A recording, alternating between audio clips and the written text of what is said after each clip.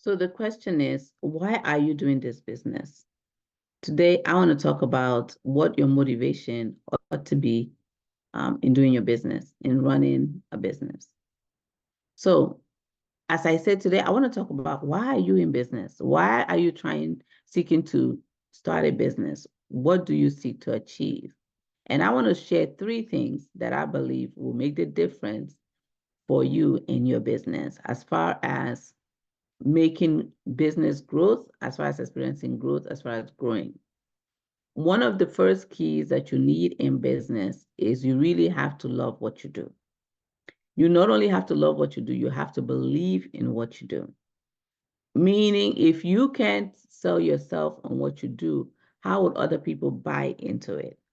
So you have to believe in the product or in the service that you're offering, and you have to also love it.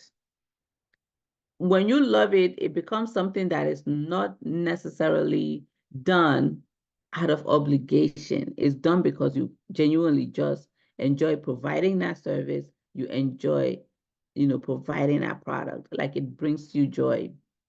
So you have to love what you do. One of the reasons for being an entrepreneur is that unlike work that you may do because you just need to make the money, entrepreneurship is supposed to offer you the opportunity to do what really moves your heart, what really burdens your heart. That's what you seek to, provide and solve. So one, you have to love what you do. You have to believe in what you do. The next thing is you have to seek, as a kingdom entrepreneur now, you should be seeking to, first of all, serve God through what you do. And then secondly, serve people. So many kingdom entrepreneurs may check off that, yes, what I do definitely, provides a service that honors God and serves God. Okay. Then the motive has to be to really serve people. I know that we're in business because we want to earn income, earn revenue, which is okay. But in front of that has to be the passion to really serve people, see people have their problems solved. If the motive is to make money, it's going to distort so many things. When I say the motive, they can be, so for an example, I use a job like example, as in you're a medical doctor, let's just say. If the motive is to make money in providing medical services, there is a way you will provide that medical service.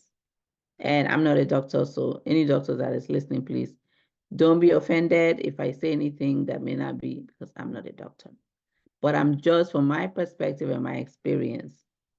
And in any profession, if the motive of why you're doing what you're doing is to make money, there's a way you will treat people and there's a way you will do things in that profession. Versus when there's a real passion and a burden for the work and to really help people. So an example of that, could be, for an example, the one that I was using for a doctor, if you're just trying to make money and you realize that you need to see a certain number of patients per day to hit your income goal. So even if there's someone that comes in there with things that you're going to be, the structure of your setup, the whole thing is going to be different based on what you're trying to just get the numbers. Let's the numbers fill in and let's meet the quota. Whereas even though that can be, of course, you set up your clinic or you set up your practice, not so that you will not make money. So at the end of the day, it is to make money. But let's say there's a passion for what you do. And maybe let me even say it in this other example. If you've ever been in the hospital or you spend time in the hospital, not praying that you should. If you've never been, thank God. But if, let's say you've even gone to the hospital to give birth or, to even visit someone there, there are healthcare providers there, for an example, nurses who genuinely love what they do. They have a genuine love for the patient, and they have a genuine love to really, help that patient in their recovery while they're there. And then there are others that it's just a paycheck. It's just the money for them. So they're going to just do the bare minimum. And it's not going to be, even in providing that service, you can almost sometimes feel it that you are a problem to them. Whereas someone that is their passion, that is what they love, they want to do, they see you and you're not a problem to them. It's almost like a parent too that is just happy to have be blessed with children versus someone that just feels like they're burdened and I didn't even want this, so it's what I have to deal with. So as entrepreneurs, it's so important that we're not approaching business from a standpoint of, let me do this and this is what I need to do. And if I make this many persons, make this many sales, that will equal this amount of money for me. It has to first come from a place of, I really genuinely just want to see people have this problem solved. This problem is really a big issue, and I just seek to be the person to fill in that gap. And because of that, I see the people that I have the opportunities to serve. I see them with a different type of lens, not a lens of they're a burden, they're a problem to me, but a lens of I seek to help them with this. Now, obviously, you cannot help people who don't want to be helped. And let's face it, there are difficult patients, right? For any nurse or medical professional, there are difficult patients. And for anybody in any profession, there are difficult people in dealing with. And even for entrepreneurs, you will have difficult clients. You cannot help somebody that does not want to be helped.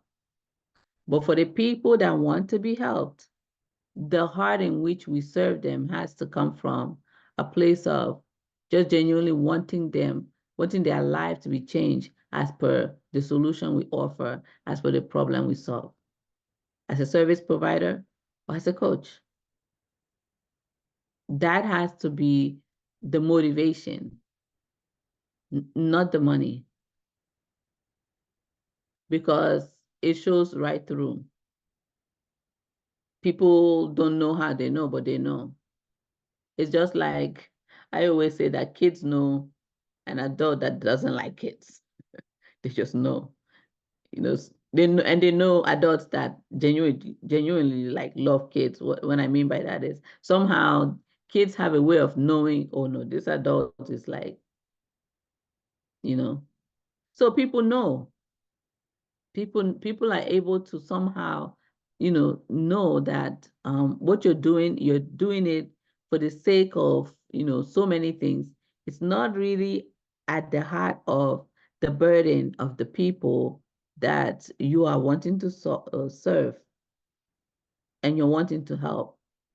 And I think that is missing a lot in, business today, where it's more about making the sale, getting the business, than really just genuinely solving the problem of the people that we seek to have as clients.